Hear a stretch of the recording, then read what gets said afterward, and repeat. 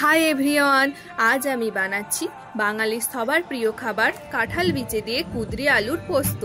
তার জন্য আমি ফার্স্টেই কাঁঠাল বিচেটাকে কেটে নিলাম। কেটে নেওয়ার পর জলের মধ্যে ভালোভাবে ধুয়ে তারপরে আমি কুঁদরিগুলোকে আমি এখন কেটে নিচ্ছি।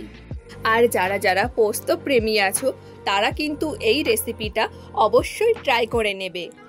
তারপর কড়াইতে সরষের তেল দিয়ে দিলাম, আর তেলটা গরম হয়ে যাওয়ার পর তার মধ্যে দিয়ে দিলাম শুকনো লঙ্কা আর 5 ফোড়ন। এই সময় গ্যাসের ফ্লেমটা অবশ্যই মিডিয়ামে রাখবে। মশলাটা হালকা ভাজা হয়ে আসলে তার মধ্যে দিয়ে দিলাম কুঁদরি,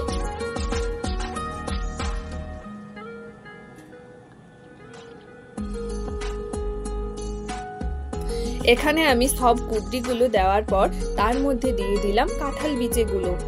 দেওয়ার পর একসাথে কাঁঠাল বিচে আর কুঁদরিগুলো নেড়ে নিলাম।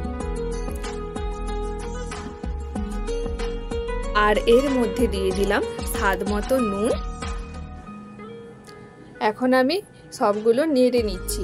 তারপর এর মধ্যে দিয়ে দিলাম হলুদ গুঁড়ো। তারপর একসাথে একটু নেড়ে নেওয়ার পর তারপরে আমি কাটা আলুগুলো দিয়ে দিলাম। হালকা যখন ভাজা হয়ে আসবে তার মধ্যে দিয়ে দিলাম অল্প পরিমাণে জল। আর এটা সেদ্ধর জন্য আমি একটা ডিশ চাপা দিয়ে দিলাম। আর এই ফাঁকে আমরা এখন মশলাটা বানিয়ে নেব। মশলাতে রয়েছে পোস্ত, তিল আর 4-5টি দানা কাজু বাদাম।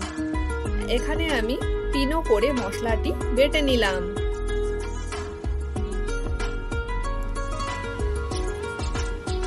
দেখো এখানে আমার মশলাটা কিন্তু খুব পিনোভাবে বাটা হয়ে গেছে।